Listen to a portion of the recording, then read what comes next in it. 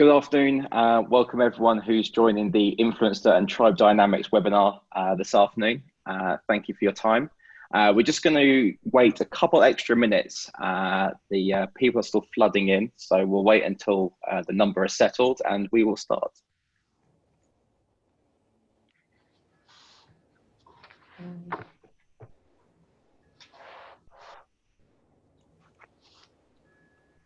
It's fun watching the number tick up. Tick, tick, tick, tick, tick. Pretty cool. For those that can hear us already, just wanted to thank you for taking the time. Obviously, we'll thank everybody again once they all get settled in and join, but appreciate the early joiners for taking the time out. Hopefully we can enhance your emailing or busy work with a little bit of background noise that's worthwhile.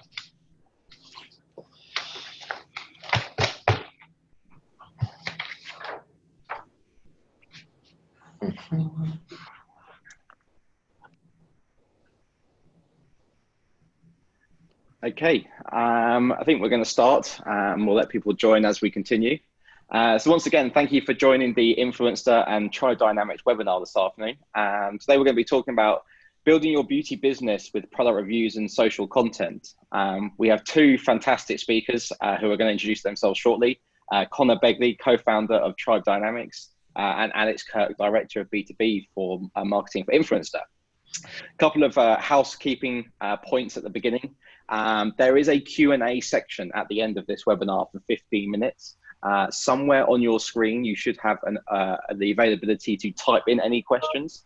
As we go through the presentation, you're welcome just to type away and we will pick out questions at the end, but we will follow up with answers to all of them when after the webinar is complete.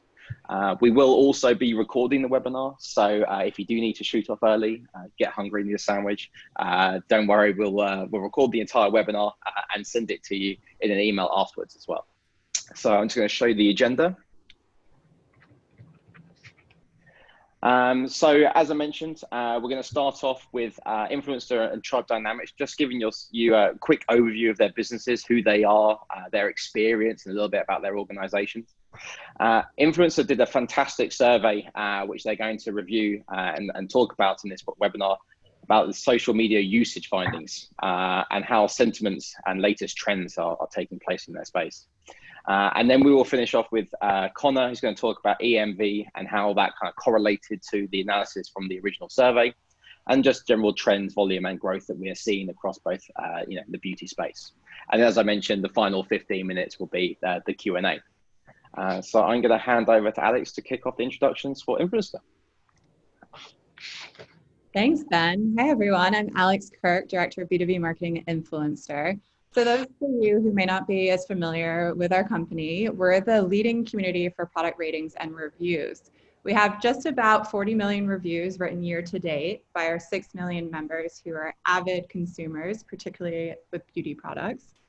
And we're a product discovery platform for peer-to-peer recommendations. Think a Yelp or a TripAdvisor, but for product reviews. And our aim is to put the right products in the hands of the right people. And this is all fueled by the most relevant peer-to-peer recommendations that are driving their empowered purchases. And something that we always love to share is we're second to Amazon in review count, and that number grows by about 1 million reviews each month. Cool. And my name's Connor. I'm one of the co-founders of Tribe Dynamics.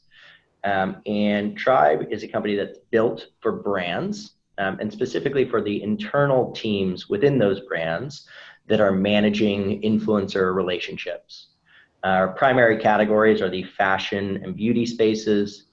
Within fashion, we work with brands like Burberry, Gucci, Fashion Nova, Alo Yoga, Guess, etc. On the beauty side, we probably work with 60 to 70% of all major US beauty brands. So that was our initial category and where we're fairly dominant at this stage. And we try to help them solve two problems. So one problem is an investment problem. So if I'm a big brand and I'm investing millions of dollars or tens of millions of dollars into the influencer space, I need to know whether or not that is working. And I need to do it with objective third-party measurement that we have spent a lot of time refining. And then the second problem is an operational problem, which is, okay, now I am a team member that is in charge of managing these relationships. And how do I become more effective at doing that? So how do I know who my top influencers are? How do I know when an influencer has stopped talking about me? How do I keep track of all the content that they're creating and have the ability to report on it? How do I know how one campaign is doing versus another campaign so I can invest in the right things that are going to get me the best returns? How am I doing versus my competitors, et cetera? And so that's really the problem that we help solve on our end. Awesome. So without further ado, let's dive into our social media usage survey. And as Ben mentioned, we are able to do research with our 6 million members, and we actually, in partnership with Tribe Dynamics, did this survey in July. But as I'm sure everyone will likely agree, social media landscape is continuously changing and evolving. So we launched the survey as of last week to about 8,000 respondents to really get a gauge on the latest sentiments and behaviors across the various platforms. And we all the time get asked questions from clients such as, what's TikTok? Do I need to care about TikTok? Do I need to be on TikTok? Are consumers monitoring likes and engagement, or do I only care about that as a brand? And so these types of surveys are really key to continue to keep up with how consumers are feeling, especially as this is a landscape that's ever evolving.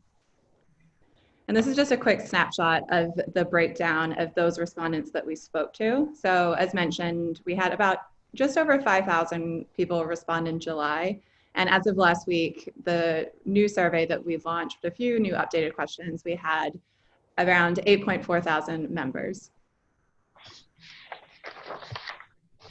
So just to set the stage, we asked a general question of which platforms are you using, which are you currently using the most, and what did you use 5 years ago but not now? And no surprise here, as you can see, Instagram and Facebook are the top 2 platforms for both usage and preference. And as you can see from these 2 charts, Tumblr is a platform that users are really not using that much anymore. And over a third said this is a platform that they were using quite frequently 5 years ago, but not now.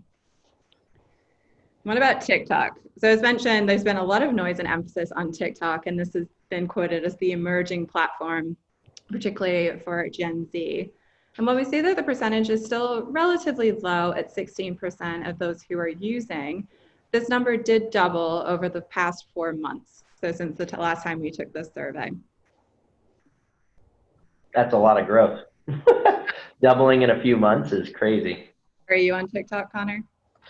I can't really go on TikTok because every time I go on TikTok, I'm sitting next to my wife and it's like 15-year-old guys and girls posing very attractively, and it just feels weird. But I can understand why if you're 15, why it would be appealing. Yeah. Well, let's see how it does look from a generation standpoint. As you can see here, Instagram and Facebook are still number 2 for whether you're a baby boomer or Gen Z. We're still seeing low percentages by generation for TikTok, but we're going to keep a close eye on this. And as you see, and as you might anticipate, Gen Z and millennials are adapting to this quicker, but it's still very much Instagram, Facebook as those top 2 choices.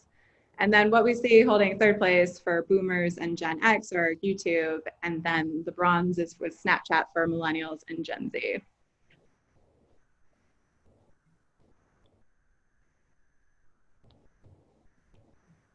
And so with this survey design, we really wanted to focus on serving specific platform questions to those who are avidly using that platform. So for example, those who chose Instagram as a preferred platform were only served questions specifically related to Instagram. And what this slide is showing is the why and the rationale for their activity on their chosen platforms. And something that's really interesting to call out is for these questions for each specific platform, we gave over 19 answer options as to why they might choose that platform. And as you can see on the left of this slide, to discover brands and products was a top driver for using Instagram, YouTube, and Pinterest. And it was also a top 2 driver for Twitter. And this is interesting because in July, we did not see high percentages of those saying that Twitter was a driver for brand and product discovery. So that's a new addition. We're also seeing that, as you might expect, Instagram, Facebook, Snapchat are more used for connections with family and friends. Reddit and Twitter are to keep consumers up to date and in the know with pop culture and current events. Pinterest and YouTube is more to observe other lifestyles, be inspired, and that aspirational feel that we all do when scrolling through various boards or videos. And then TikTok and Reddit is really to be laugh, for amusement, to laugh, and to be inspired. Following the why behind their usage, we wanted to explore how consumers were engaging with each of the preferred platforms. And what we did here is we grouped into 3 different areas of engagement: active posting, such as selfies, posting live updates; active engagement, liking, commenting, retweeting, repinning; and then passive engagement for when consumers are observing the behavior of others, browsing through content and other posts. As you can see, Instagram, and we asked specifically for stories and posts separately, are often used for selfies, as are snaps. Everyone loves their filters. Facebook is still being used to really post those milestone moments and events.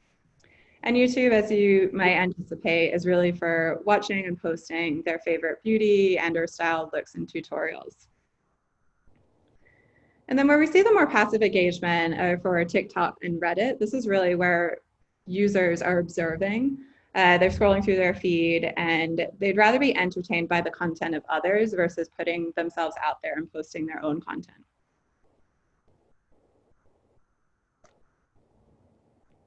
So what are the frequency of this behavior? How often are users going on to each of their preferred platforms?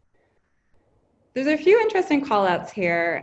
So keep in mind that these percentages in this bar chart are of those users. So while we didn't see the highest percentages for TikTok usage, we do see here that of those TikTok users, 70% are going on the platform multiple times a day. And we know this is mainly for amusement, as stated in the previous slide. And for Instagram, while we know this is the preferred platform, ranking at #1 regardless of generation, we see that compared to the other platforms, the percentage of 63 is lower in contrast. We did also ask about posting.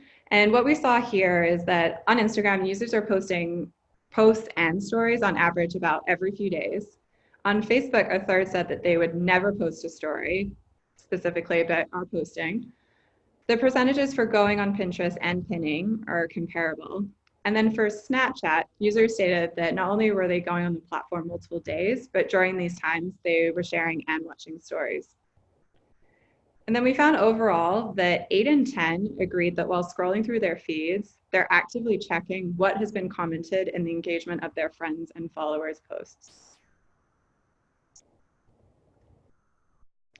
Now, knowing just how active everyone is on their favorite platforms, we were curious if they would admit to feeling addicted to their social accounts, especially given this time spent on each of the various ones that on a daily, hourly basis.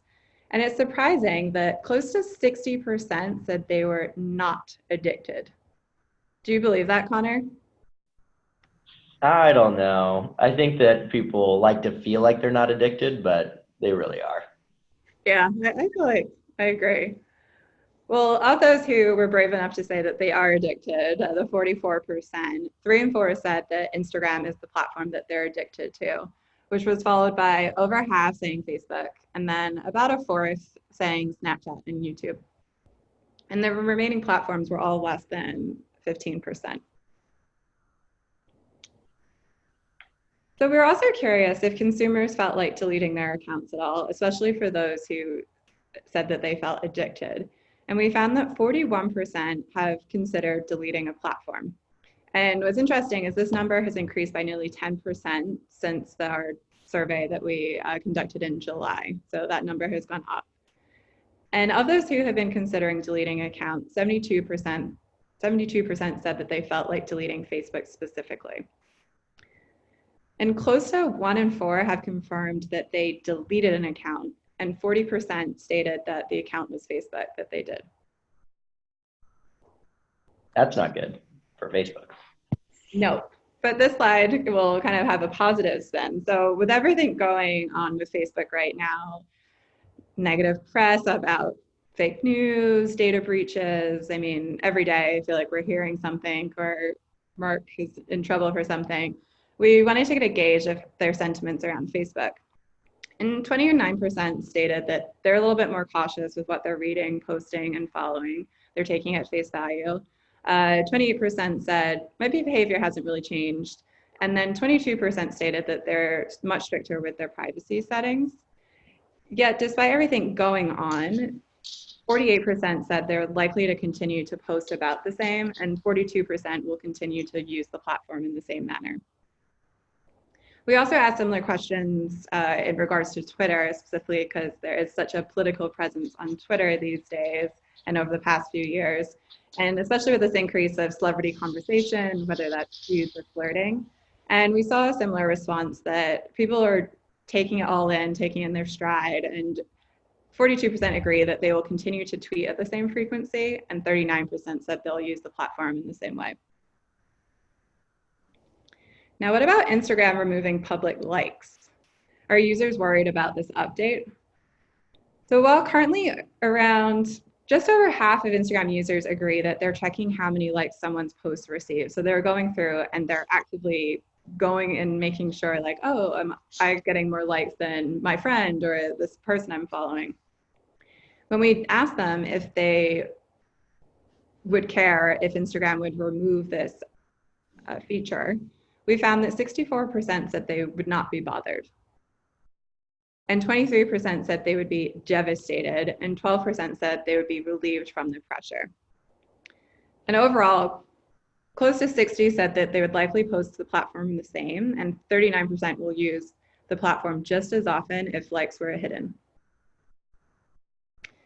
We also, with the removal of the following tab in October, so that was the tab that displayed what posts your friends were liking and commenting on, we asked the respondents how they felt about this recent update. And 2/3 said that they just were not bothered. They never used that feature or even noticed it. Over a quarter said that they were annoyed as there was intrigue about what their friends and followers were engaging with. And then a low 6% said they were relieved.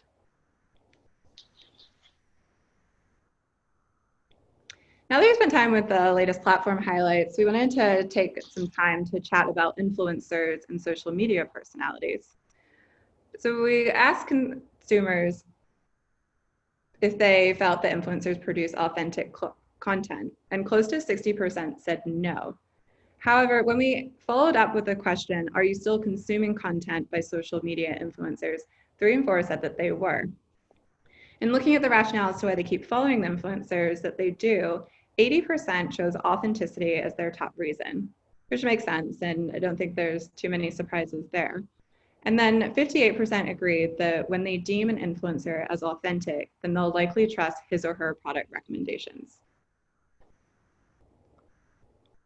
Seems like a little bit of a conflict there. They don't believe they're authentic, but that's the primary reason that they follow them. Yeah, it seems like they're really spending some effort on curating who they are following now.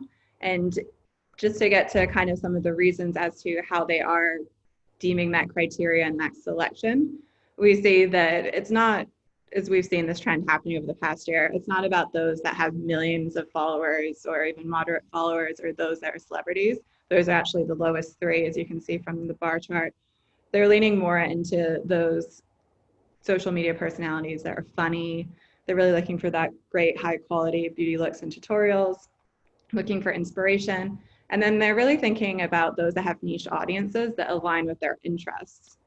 So it's more about those relatable voices. They're drawn to interesting and compelling backstories, and they're finding that talent that really aligns with their sentiment styles and those that they feel like they're connecting with.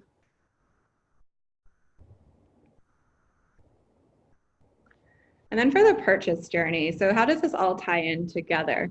As you can see from these 2 charts, we asked a series of questions of how do you discover new brands and products, and then what is really driving your purchase decisions? And what we found is that influencer content and recommendations are really the inspiration. That's where she is seeing it as almost this like discovery engine, surprise and delight in her feed. And then consumer reviews is what she's really relying on to guide her purchase decisions. So peer-to-peer recommendations and advocacy is that validation that she's seeking to make that final push and purchase a product. And just to wrap up before I hand over to Connor, so we found that Instagram and Facebook are still very much the preferred and most popular platforms. And we're seeing TikTok gaining massive popularity, which we'll continue to monitor, and that Tumblr is losing a bit of steam. In fact, TikTok users have doubled in the past 4 months, and these users are very active on the platform. Instagram, YouTube, Pinterest, and Twitter are what she's really using for product discovery and to be introduced to new brands. While Instagram users are monitoring likes and comments, they say that they're not too bothered if the platform removed this public-facing information. And then lastly, as it comes to the purchase journey, consumers are inspired by influencers for product recommendations, and they rely on product reviews to guide their purchase decisions.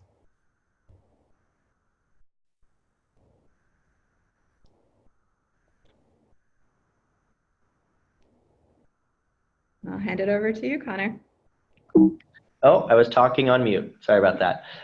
No, I was saying, Alex, thanks so much for taking us through that. And I think what's really cool about what you guys are doing is that you have the capability to do that so quickly and to look at the change over time.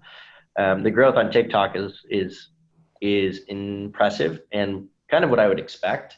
And then on the kind of would you like to delete your account as well? The fact that that grew so much in such a short period of time is got to be reflective in some ways of all the negative press surrounding it. Now, thinking about it and doing it are very different things, but it's pretty cool to see.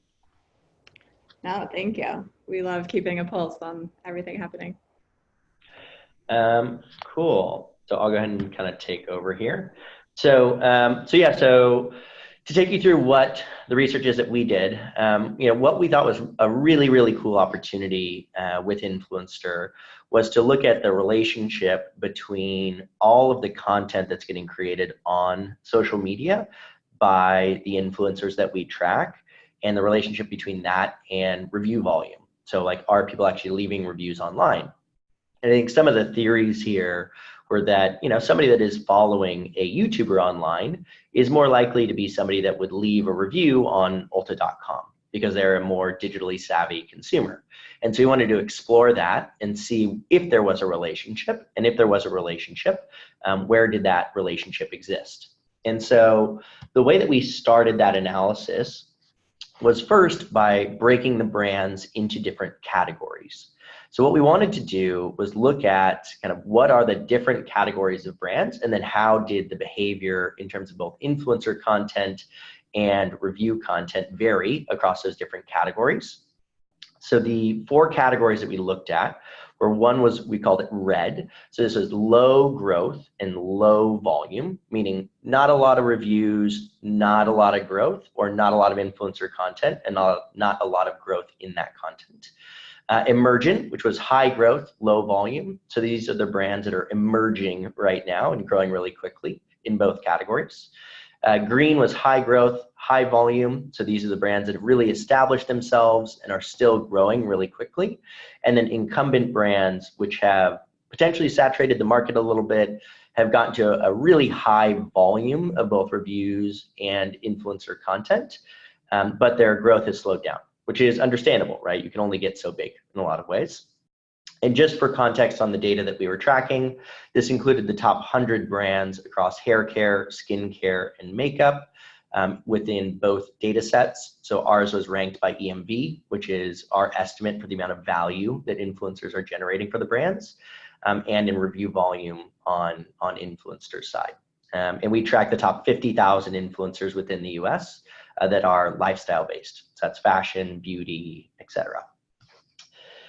So as we looked at the data, what was really cool was we did find a correlation. So there was a relationship between the volume of reviews you were getting online and the volume of content that the influencers were creating about the brands.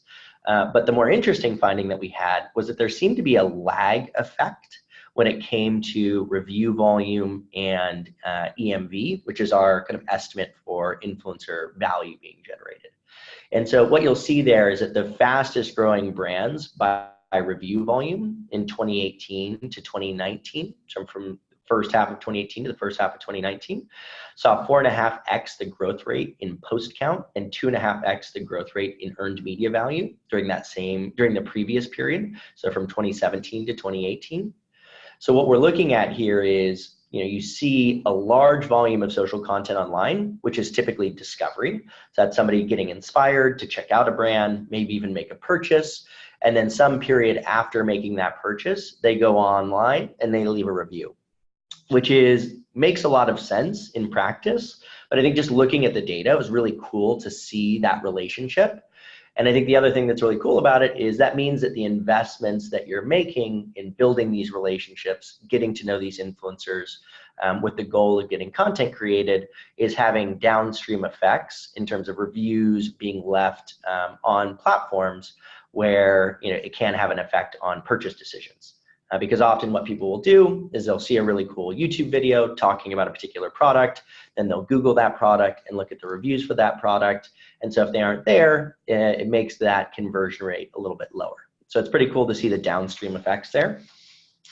And so what we're going to do is look at kind of each individual category and see what we can learn from that, from each category. So looking here at this visualization, this is the same basic premise, which is brands that are already in the green category, meaning high volume of influencer content and high growth from influencer content as measured by EMV, were kind of lagging, or were the emergent brands when it came to customer reviews. So if you look on that left-hand side, the brands on the top are the brands that fit the category from an influencer content perspective. So that's our measurement. And on the bottom is the customer reviews section, which is influencers content and data. And so what we find is that brands tend to transition from one category to the next over time. And so the question is, how do you kind of move through those different categories and manage them the best way that you can? So I think early on, what can brands do to drive success? I think one is kind of facilitating organic discovery. So we want to make sure that, one of the things that we found, and one of the bigger misconceptions about this industry, is that a lot of these influencer relationships are just paid, right? Like everybody's getting paid. And what we find is the vast majority of that content is actually organic in nature. It's not paid in nature. And so although this may feel like you just need to go out and pay a bunch of influencers, that's not actually the patterns that we see being most successful. I think that also holds true on the consumer review side, right? If you are faking these reviews, if the reviews aren't real and authentic in nature, ultimately people kind of sniff them out and they're just a lot less effective. So looking at the emergent category, here are a few of the brands that are emergent when it comes to customer reviews. So this is not according to influencer content. So looking at that, brands like Milk Makeup and Pixie Beauty are already doing massive growth and massive volume when it comes to EMV and to influencer content, but are seeing their review content really catch up very quickly. Right. So last year they were, really dominant when it came to influencer content, and this year they're seeing their review content kind of catch up. And so for us, when we're thinking about how do you approach this as like an emergent brand, really kind of more is more. So if you've already gotten to this point, just continue. And I think that although it can feel like you need to strive and you need to try new things, like we'll often talk to brands in this category and they're like, oh, okay, I've really gotten to this point by focusing on my relationships, focusing on organic growth. I think I need to start paying people. We really strongly advise people against that. And we'll look at the next category, but where we tend to see underinvestment here is we tend to see underinvestment in the teams to actually manage all of these new and emerging relationships. So the volume of content, I think, often catches people off guard. And then what happens is you have all of these new people talking about you, all of these new people celebrating the brand, and they're really hearing silence on the other end. Like if I post a YouTube video and I've got 50,000 fans and I call out a brand, and then I never hear from that brand, that's a missed opportunity in our book.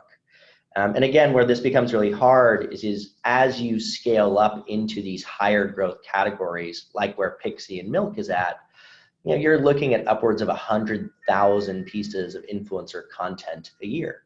That's 300 pieces of content a day. If you have one person trying to manage 300 pieces of content, it's just not feasible. And so that's really our recommendations when it comes to brands that are in the emergent category. As we look at the brands in the green category, so this is the category that has high volume of kind of influencer content. And this specifically is the categorization of high volume of review content. The recommendations here, frankly, are going to be very similar to the recommendations within the emergent category. What you want to avoid here, both as an emergent brand and as a green brand, is slipping into the other category. So we looked at the emergent brands, you've got high volume in terms of growth, or high growth, not high volume. And I think you're only one step away from slipping back into that red category, which is low volume, low growth. And so you want to avoid that. I think when it comes to the green brands, what you want to avoid is, if you can, becoming an incumbent brand. So how can you maintain the same level of growth or a similar level of growth as you're experiencing now? And again, the recommendations tend to be fairly similar. So like, how do you continue to engage with these these influencers that are creating incredible volumes of coverage about you? And I think that, again, same kind of thing. Now, the kind of comment I'll bring up here is when we look at the incumbent brands, so we're looking at these brands that have achieved significant volume but low growth. Sorry, let me reset here. So when we're looking at these brands, the thing that we want to avoid is getting here, right? So how do we kind of break out of it? So if you were to look at a brand like Huda, like, how does Huda prevent itself from becoming an incumbent brand? Well, right now for Huda, they'll have about 6,565 influencers that will talk about them year to date. So within the US, on our panel, they'll have about 6,500 influencers that are talking about them during that time frame. But they'll have about 2,987 influencers that talked about them last year, but didn't talk about them this year. And that group generated about $60 million in EMV. Meaning they had about 3,000 influencers that dropped off from last year to this year. And I think that's what we tend to see on the incumbent side, is this contraction within the influencer community that is talking about those brands. So people that went out there that talked about a MAC Cosmetics and then really heard silence on the other end. And conversely, those same influencers may have talked about Milk Makeup, who immediately reached out to them, sent them some product, invited them to an event, got coffee, got drinks, went to yoga. And that strengthened that relationship that Milk had with that influencer and weakened the relationship that MAC Cosmetics had. And again, this is just a numbers game. These numbers are massive. Huda Beauty will have a couple 100,000 pieces of influencer content created about it annually, just within the US. And it's very unlikely that most companies are investing in a team to really manage those relationships in a way that is effective, right? And so looking at, again, what are the kind of core ways that an incumbent can grow? Nurture your community. You'll have to do that primarily through headcount. Deepen the right relationships within that community. So who are the influencers that are really supporting you over time, and how do you strengthen those relationships? I think 3 is one of the more underrated elements that doesn't get talked about enough, which is you as a brand, once you get to this stage, have typically a fairly massive volume of your own followers. So somebody like MAC Cosmetics has tens of millions of followers. And how can you use that platform really effectively?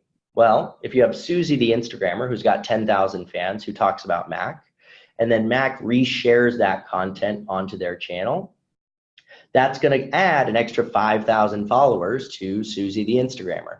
And so what's going to happen in the future? Susie the Instagrammer is going to go, oh my God, if I talk about MAC, maybe they'll share my content, and then I'll gain 5,000 followers. And so both she is more encouraged to talk about MAC in the future, and then secondarily, all of the other influencers see that and go, oh my God, if I talk about MAC, maybe MAC will share my content onto their channel, and I'll grow. Now, what I'll say is this can't be like a one-off campaign. So this isn't about doing this for a week or a month and then expecting significant results. This is a consistent commitment over time to kind of a nurturing of that community. And then what you'll see is that pays off over time, not immediately. So I think one of the bigger mistakes here, again, we see is they'll be like, hey, I tried to do this for a month. I didn't see good results. That's because you haven't actually established a set of behaviors that is consistent that will result in the influencers kind of following along. 4, be inventive. That's what got you here. So as an incumbent brand, often what we find is that you can become a little bit, you can kind of fall into stasis. So you can stop being interesting and inventive just because you get bigger and it's harder to move quickly. And then finally, again, we've talked about it a lot, but invest in operationalizing your program. So invest in a team that actually helps you to grow this, continues to grow in the same way that you had historically.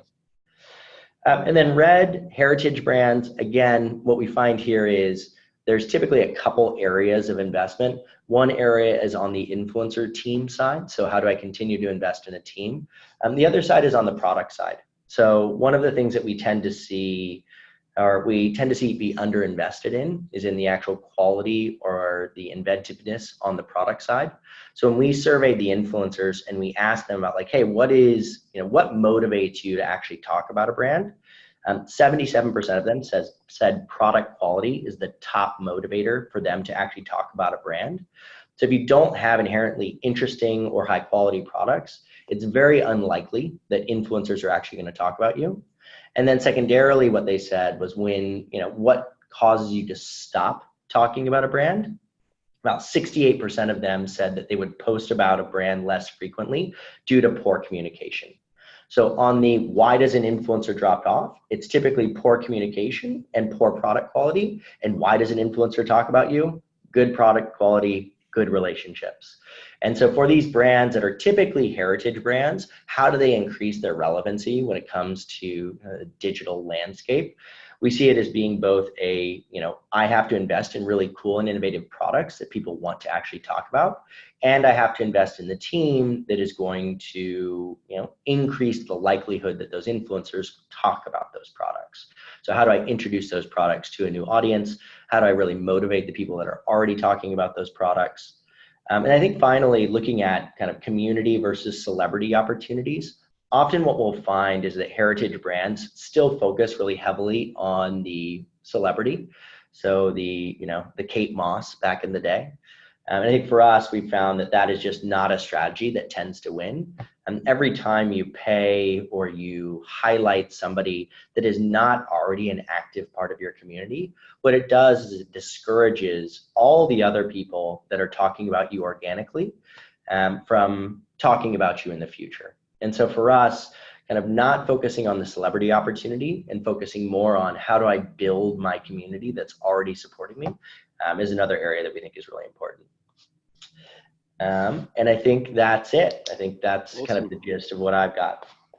Thank you so much, Connor and Alex. That was some fantastic insights and learnings. And even second time around, I think I learned even more than I did the first time.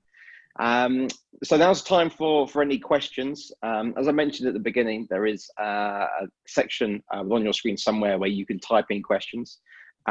We have a few minutes where Alex and Connor are happy to take any. We do have one already, which was sent on fairly early on, which is about receiving the deck after the call. As I mentioned at the beginning, we will send around the final deck as well as a recording of the webinar to everyone who attended today as well, so you don't have to worry about it. But yeah, does anyone else have any questions they want to ask Connor or Alex?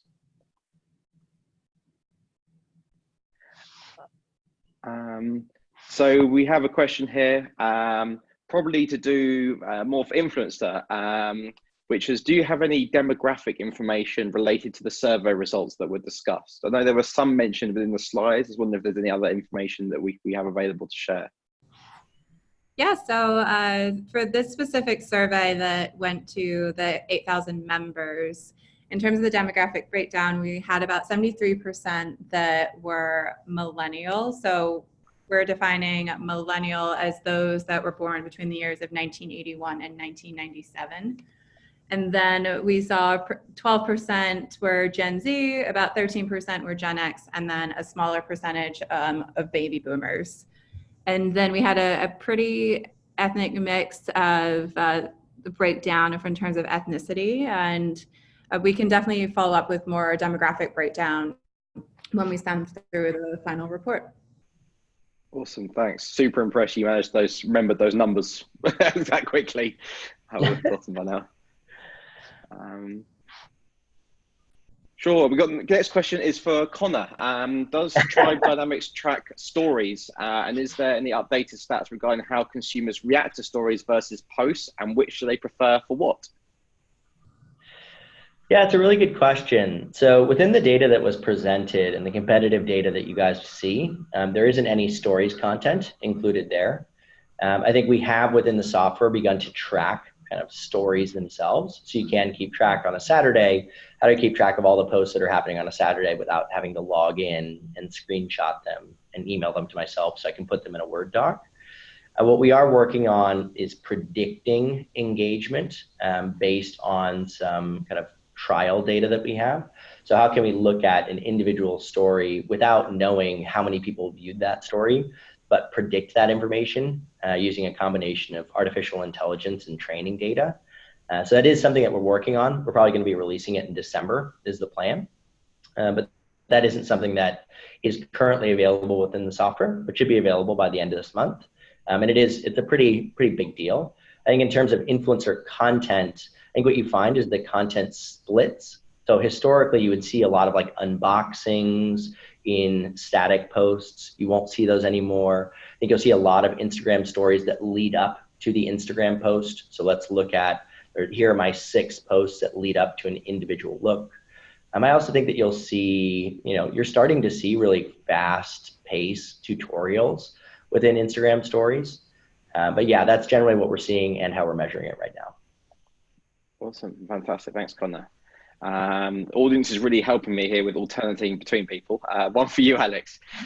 You mentioned that TikTok grew in the past 4 months, but also mentioned that most users on TikTok are passively engaging with the content. So was the growth just in overall users and not specifically active users? And are there enough active users on the platform for it to actually be worthwhile for a brand to potentially pursue?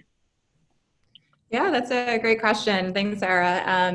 So when we asked, do you use select all of the apply in terms of the following platforms, it was there that we saw that the number for TikTok had grew quite significantly since the survey in July. But in terms of if they're using this platform the most, it was a much lower percentage at only 5%. And then when we were asking the why and the drivers as to why they were using the platform, it's still very much to be consuming and watching those videos that have been posted by others. So when we say passive, like they're going on, and 70% said they were going on multiple times a day, which is very active. It's just that they're not necessarily posting their own videos. They'd rather see what other people are doing and be amused by that. Yeah, and I think, sorry, go ahead, Ben.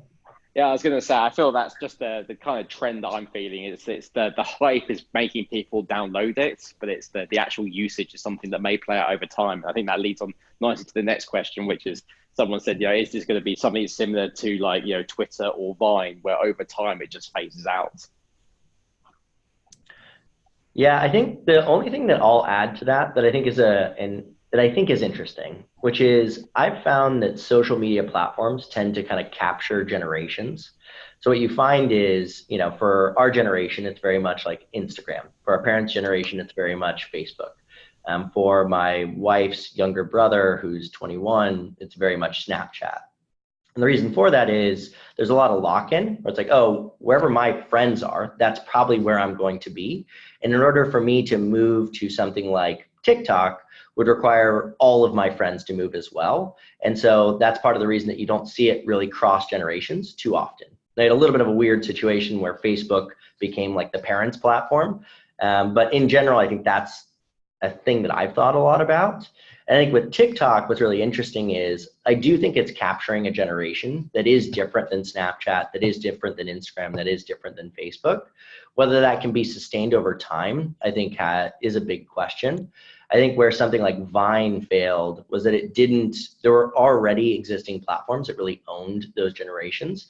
And separately, the way that it was built was never really built to be like a social platform. It was really just more of a broadcasting platform. So that's just my perspective on it for what it's worth. Yeah, and I think another comment that's come in here is quite interesting, probably for both of you, which is recommendations for how a beauty brand should kind of utilize TikTok as a platform. they kind of say it most effective for influencers, but what do you content, have you seen or would you recommend for brands to be posting on a platform like it? I think with any of these platforms too, it's always kind of finding like those archetypes that perform. So if we know that TikTok is more for that amusement factor, or they're going on there for that quick laugh, then being a bit playful and giving that opportunity to showcase your brand in a new light. Like perhaps there's a way that you can still provide serviceable content, but with a new flair or a new spin that can be like quick, digestible, and quite usable for that user.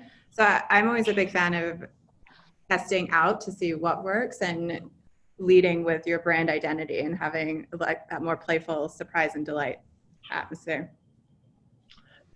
Yeah, I think so. One important piece of context on Tribe, right, is we really focus on what's referred to as earned media versus owned media. So earned media is content that other people create about you rather than content that you create about yourself.